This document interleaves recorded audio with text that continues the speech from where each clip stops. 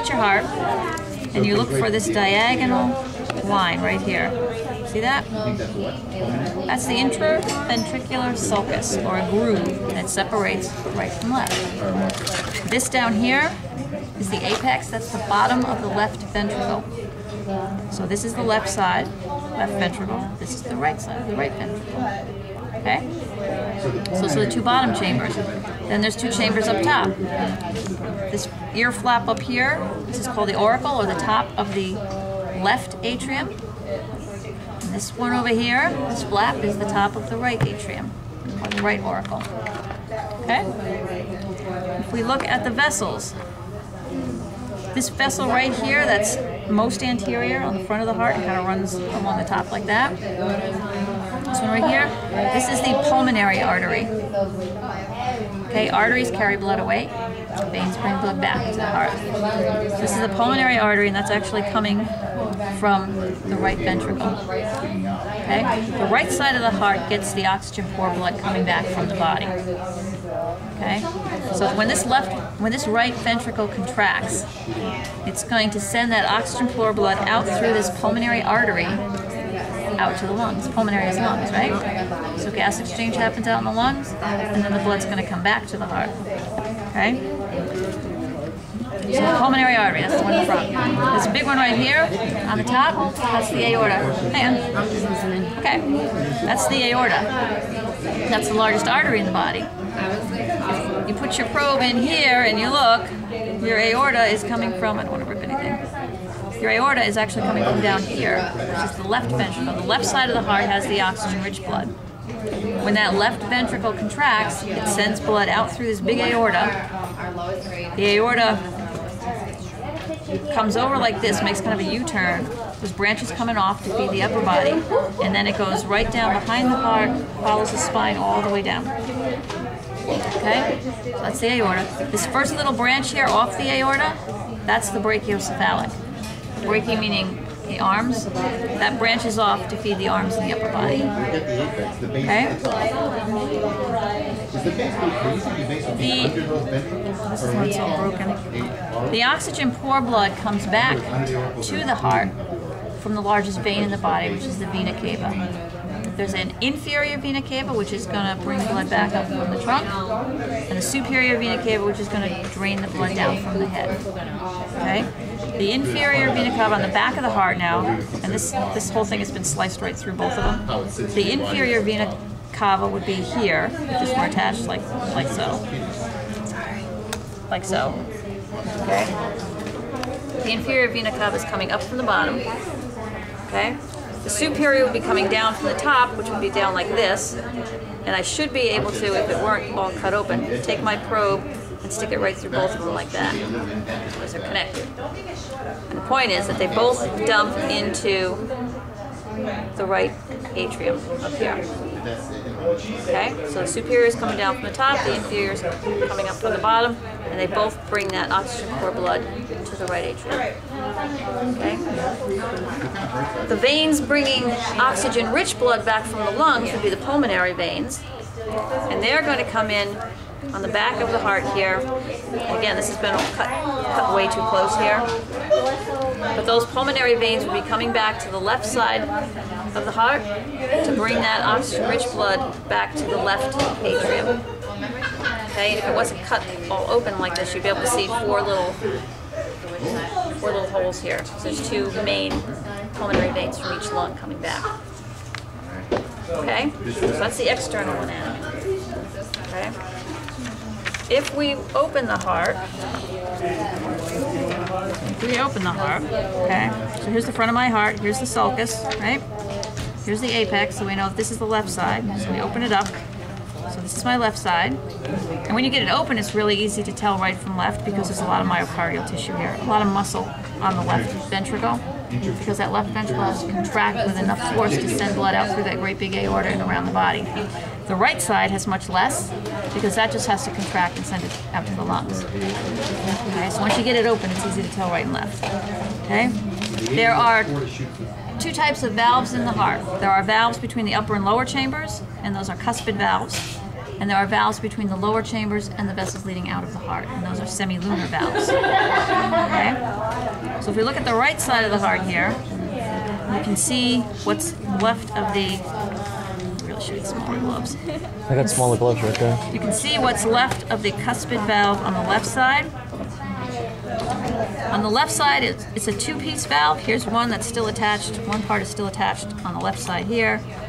And this is been ripped open on this side.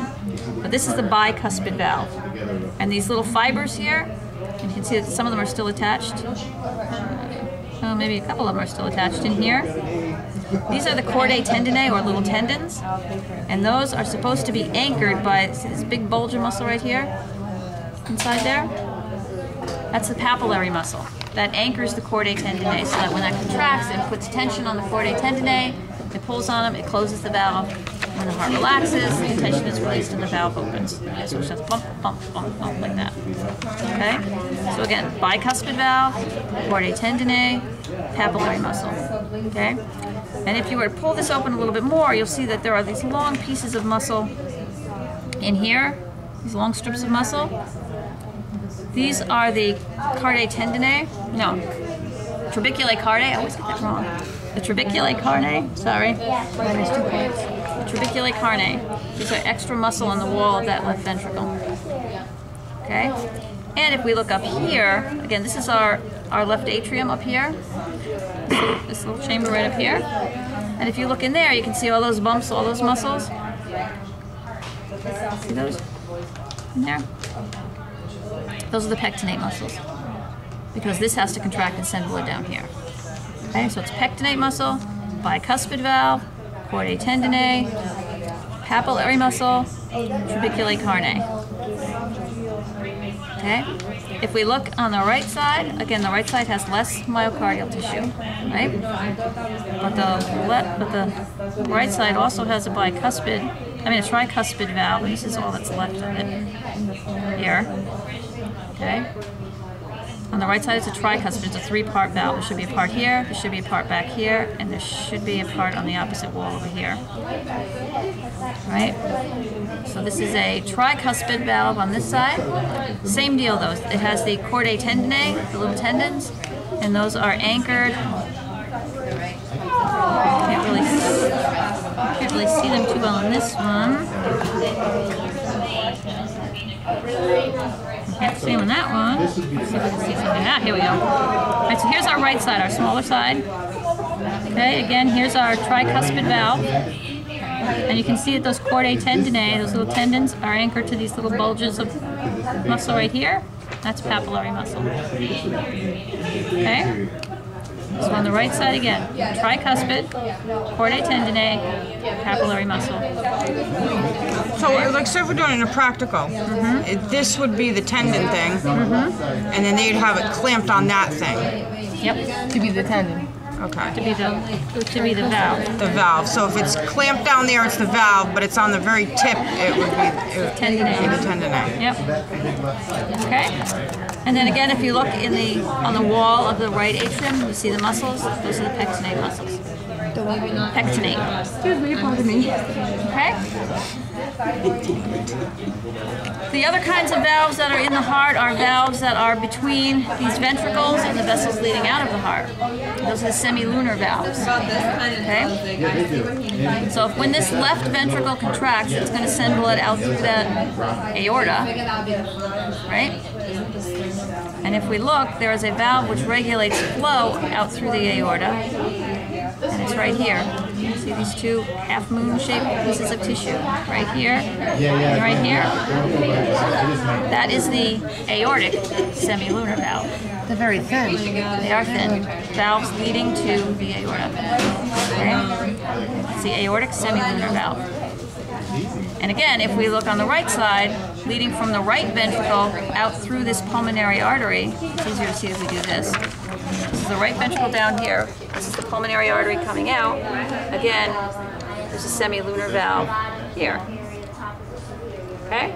And that is the pulmonary semilunar valve, since it's out to the pulmonary artery. Okay? Also on the right side, in addition to the tricuspid valve, you're going to see this thick band of tissue here that should be connected like that. That's called the moderator band. It helps to restrict expansion of the heart. That's in the sheep and in the cow and probably in other things that I don't know. We don't have one. They have one, and they might ask you what that is. It's the moderator band. Okay? The only other thing they ask you about that you're going to have to worry about is the fossa ovalis. And we know what a fossa is, right? It's a depression. We know that from our bone stuff. And the fossa ovalis is actually right under where so here is where our inferior vena cava comes up. And if you put your finger right in there, you can feel a little basin-like depression. It's in the front. It's in the back. It's in the back of the heart. So the coronary sinus is where? The coronary sinus is the one in the back. But this depression right here is in the back too. Is the ovalis that's in the back too. All right? That's it. I'm gonna have to redo it. My phone shut off. I have to delete it and then go on. It's early. You're gonna say it a so you million guys more should go times. through your heart.